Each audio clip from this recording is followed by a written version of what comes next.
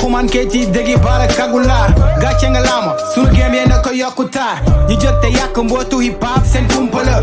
shout out to my nigga Brooks rest in peace Bourba focus ci thème bi jàll 5e ñu des Medina bay nga jili Bagdad bibliothèque bu tas Medina ay daaju kapo ngeen ñu tàmmaloon beneen groove rappeur buy solay plastique Cheikh si daadi Fall fakoti yàlla nga texe ci barke Cheikh Fall acca yu xayma xam-xam te lyrics si daara ji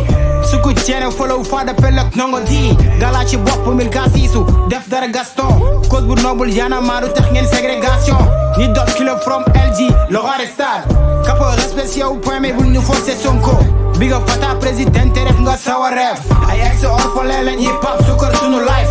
roy kay nga simo 99 jorof for life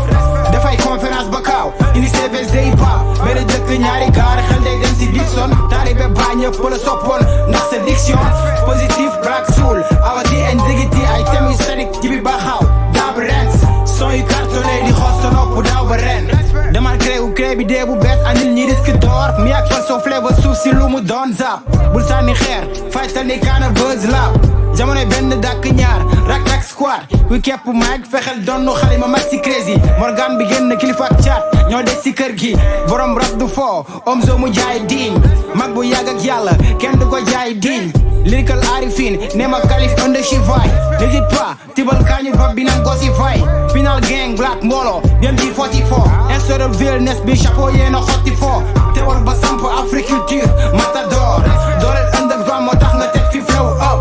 thank you very much ndaxu soppe mis bi daj dëb Galsen Academy DJ Bara Top FM scorché lundi ba jeudi jële fay feem